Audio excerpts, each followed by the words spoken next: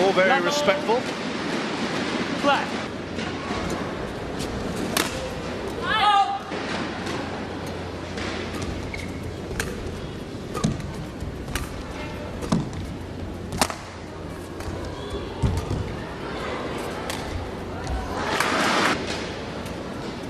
Rallying too long.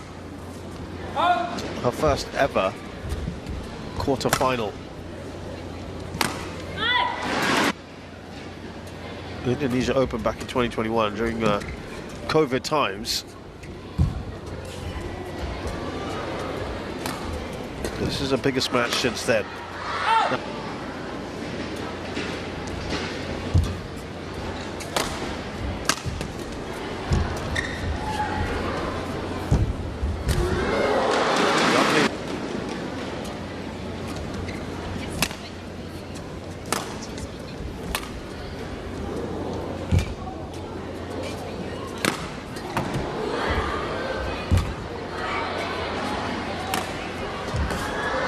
Goes cross. And I'm afraid it's been tough.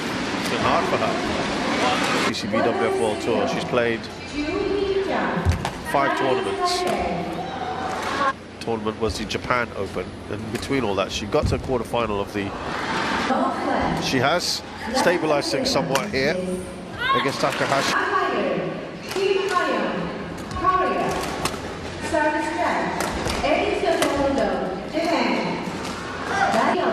Overall for this season, outside of the China Open I mentioned, that's the All England and Indonesia Masters. These are all earlier in the year. That's an easy finish. Got many tournaments and a lot of early exits. Takahashi's been quite quick to kill off points actually.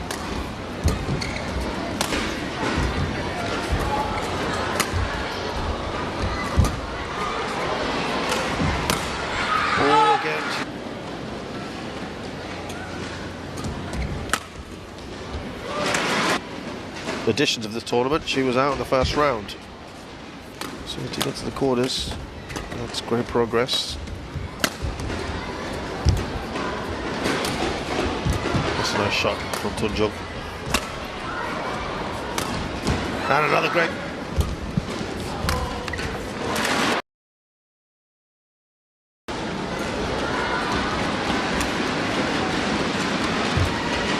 Now let's see if a little chat with the coach has kind of shaken Tunjung out of her slumber.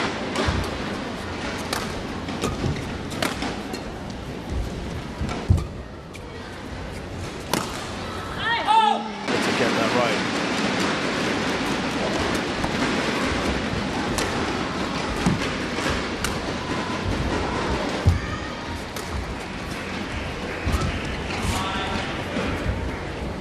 That wasn't played out before.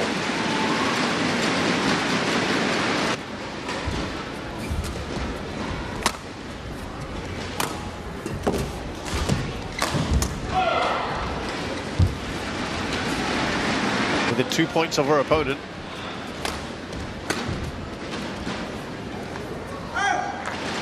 Hit the lines as well.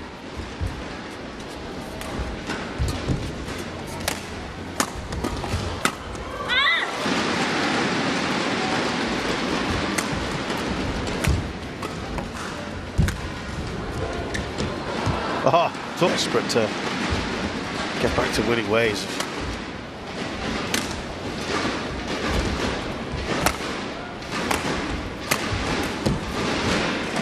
Front here. Only Indonesian representative left. And I'll tell you what was so impressive. 23-21. So to put that 21. So to put that in perspective, great comebacks really this year. There's no doubt about it. Remember, she's had those health problems. She's not advanced very far in tournaments since that return. Oh, that's a really nice shot there from Takahashi, who's got problems here for Tunjung.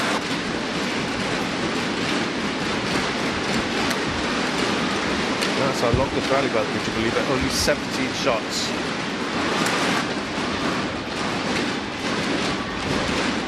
This would require another one of those amazing comebacks from Tunjung. Takahashi's done great here.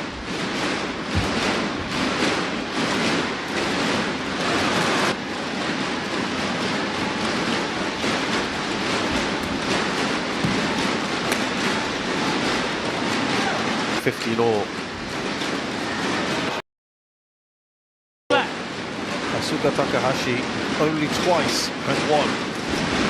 Once against Busana Mangubana in the Indonesia Open, but she of course went on to play the quarterfinals. That's her greatest ever performance. That's going to be out.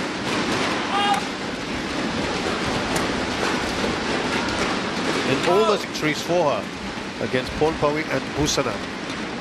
So is that a great omen for her? Can she make it her day?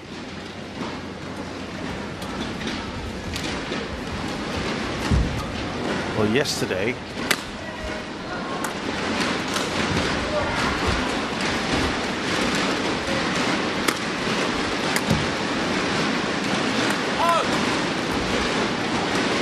in the second game.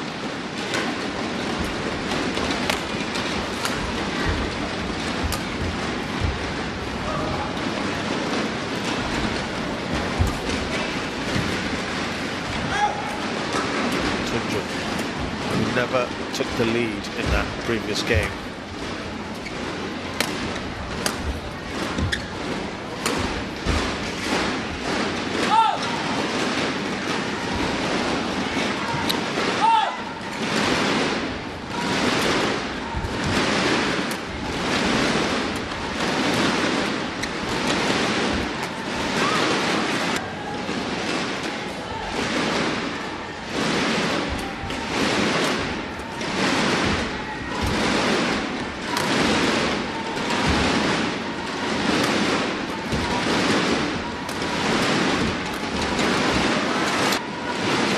Overall, I think you'd have to say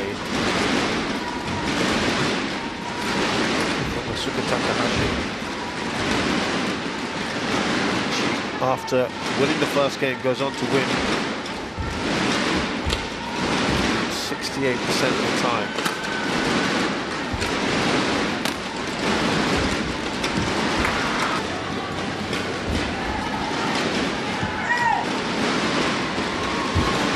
Good in the last couple of months.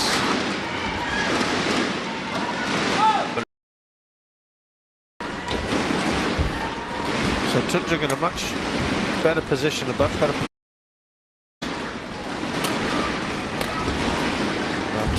minutes ago.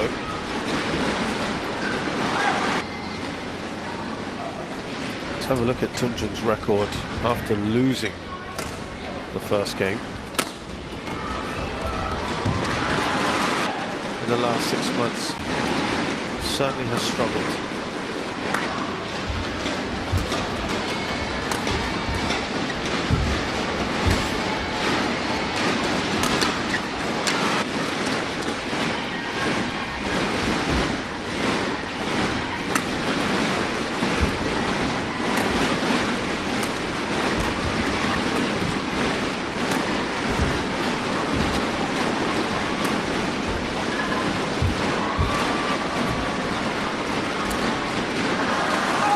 Only 2 points in this. Very good comeback here.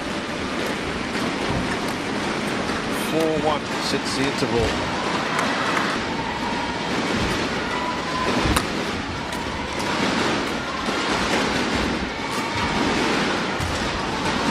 Takahashi is looking to create that bit of pressure.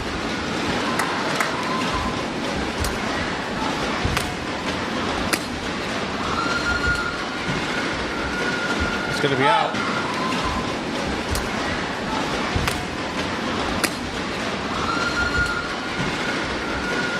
Going to be out. As was the case yesterday, that's going to be out. He's on a 5-point streak here. A lot more dominant than perhaps Takahashi was against her.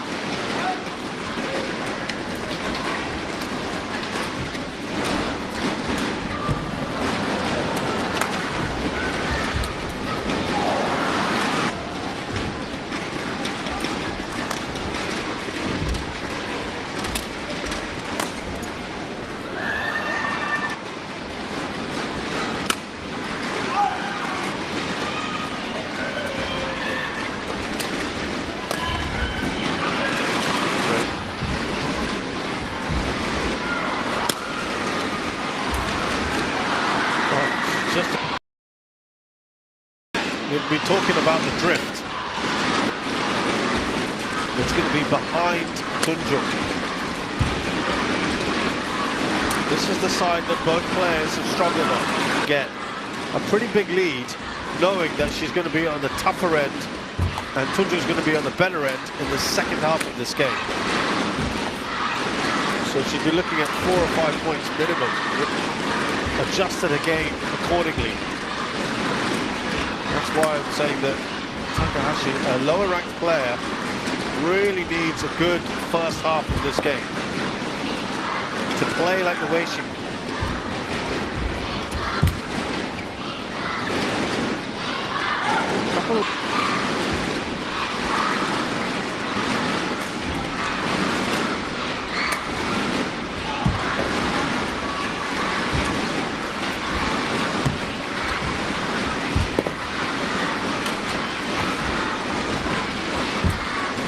now starting to dictate the tempo.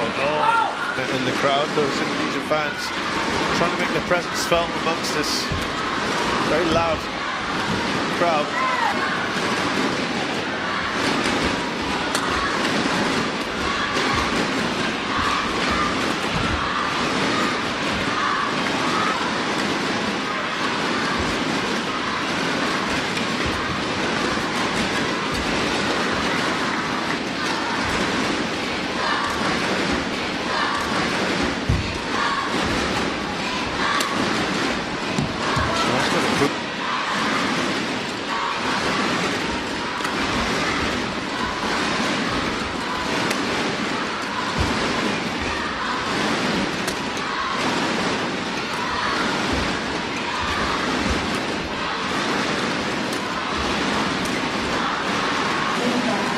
Three-point lead here for Tunjung.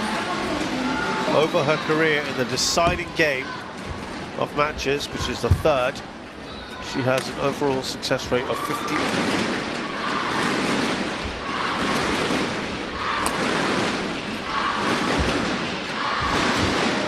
All got similar record, 52% win rate.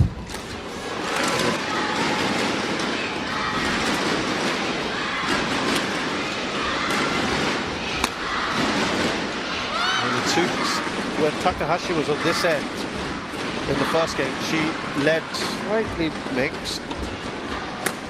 Takahashi took it.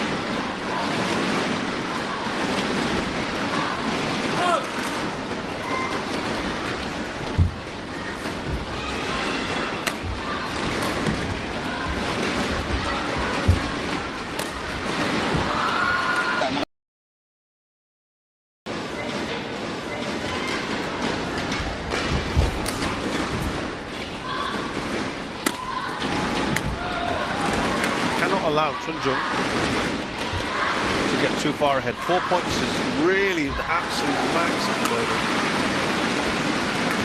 Also credit to Tunjung how she played.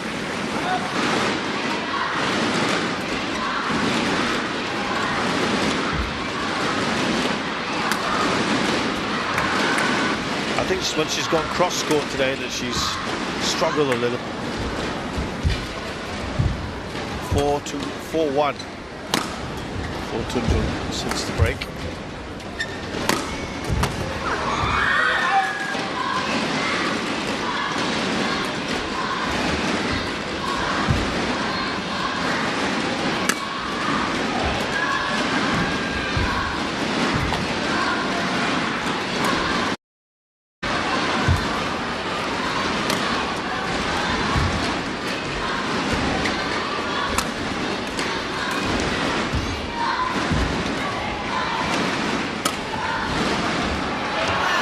She did pretty well to get to the quarters of the Korean Masters, a Super 300. She's had 5 second round exits this year and 1 first round exit.